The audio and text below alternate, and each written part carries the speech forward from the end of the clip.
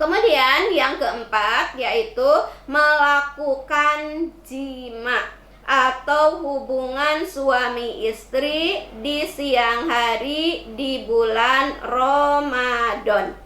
Nah, itu batal puasanya. Dan bukan cuma batal puasanya, tetapi harus juga bayar dendanya. Dendanya bagaimana? Dendanya yaitu pertama, harus memerdekakan seorang hamba sahaya. Zaman sekarang sudah tidak ada hamba sahaya, jadi sulit ya untuk mencari hamba sahaya. Kalau tidak ada atau tidak mampu dengan yang pertama, maka bisa kita yang kedua. Yang keduanya apa? Yang keduanya yaitu dengan berpuasa 2 bulan berturut-turut. Nah, jadi 2 bulannya berturut-turut. Kalau misalnya udah sampai 56 hari, hari ke-57-nya batal, maka harus balik lagi dari pertama. Jangankan misalnya harus 2 bulan berturut-turut, yang 1 bulan pun itu tidak mampu mencegahnya.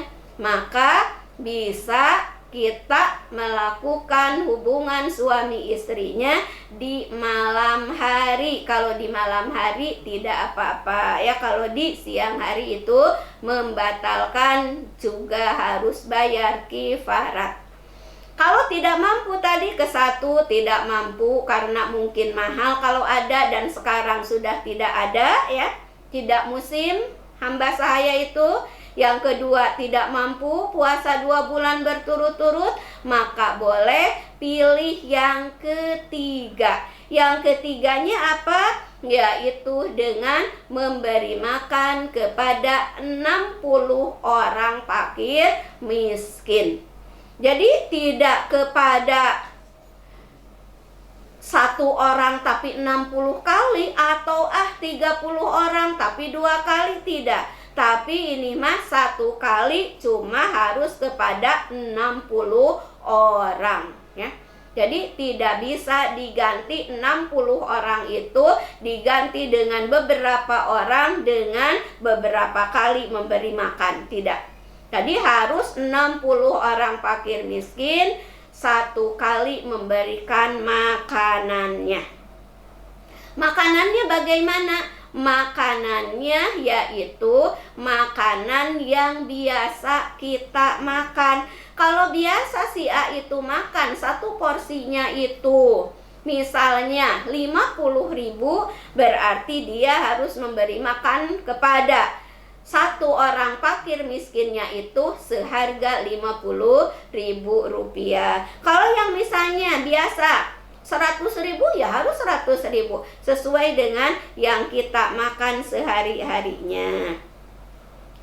Rata-rata umumnya. Sebab apa? Sebab tidak mungkin kan tiap hari itu sama porsinya itu, tapi dirata-ratakan pada umumnya tiap hari itu berapa kira-kira yang kita makan itu ya 1 porsinya. Kemudian yang kelima adalah murtad atau keluar dari agama Islam. Nah, orang yang murtad keluar dari agama Islam otomatis langsung batal daripada puasanya. Sebab syarat sah puasa itu yaitu harus beragama Islam. Jadi orang yang murtad sudah otomatis itu mah batal puasanya. Yang kemudian yang keenam adalah keluar air mani dengan cara sengaja. Keluar air mani dengan cara sengaja artinya di sini kalau kita bermimpi, misalnya di siang hari tidur kemudian bermimpi, sampai bermimpi itu keluar air mani, itu mah tidak membatalkan sebab tidak dengan sengaja. Kalau yang sengaja itu yang bagaimana? Misal seperti kita memandang seseorang, apa itu memandang secara langsung atau memandang dari foto atau misalnya membaca hal-hal yang bisa menarik syahwat, ataupun juga menonton hal-hal yang bisa menarik syahwat, atau bersentuhan misalnya kulit antara laki-laki dengan perempuan, ataupun juga sekalipun laki-laki dengan laki-laki misalnya, tapi sampai bisa menarik syahwat sehingga keluar sperma, ya, air mani, maka itu puasanya batal, ya. Kemudian yang ketujuh adalah gila. Nah, orang yang gila, baik itu gilanya itu misalnya sewaktu-waktu, ataupun juga kalau gilanya itu terus berkelanjutan, itu mah tidak wajib puasanya juga. Tapi ini yang dimaksud di sini gilanya itu gila yang sewaktu-waktu. Sewaktu-waktu kadang gila gitu ya. Sewaktu-waktu sembuh. Nah, itu mah orang yang gilanya hanya sewaktu-waktu atau kadang-kadang, mau itu misalnya hanya beberapa jam saja gitu ya, tidak sampai menghabiskan waktu sampai dari mulai fajar sampai terbenam matahari, nah itu berarti puasanya sudah batal. Maka itu wajib diqodho apabila dia sudah sembuh dari gilanya. Tapi tadi kalau gilanya terus-terusan, tidak ada kewajiban untuk melaksanakan hukum taklif dari Allah Subhanahu wa Ta'ala, termasuk di dalamnya adalah berpuasa, ya. Kemudian yang berikutnya adalah memasukkan salah satu benda dunia ke dalam dua lubang, yaitu lubang dubur atau lubang kubul, ya. Lubang dubur itu adalah lubang anus, sementara lubang kubul itu adalah lubang kemaluan. Itu dimasukkan misalnya salah satu benda, tadi yang dimasukkan salah satu benda seperti jima, kan itu juga memasukkan benda ke dalam lubang kubul. Nah, itu mah udah tadi ini mah selain daripada hasafah keparaji gitu ya. Nah, itu maka itu membatalkan puasa. Contoh misalnya ada yang lagi berpuasa misalnya memasukkan benda ke dalam lubang dubur, taruhlah misalnya obat untuk melancarkan daripada BAB gitu ya. Itu dimasukkan kapsul itu ke dalam lubang dubur. Memasukkannya tadi setelah terbit fajar sampai dengan sebelum terbenam matahari, maka itu batal puasanya. Ataupun juga misalnya seseorang itu lagi berpuasa, kemudian masuk rumah sakit, tapi sakitnya itu bisa sampai dia itu tidak batal puasanya.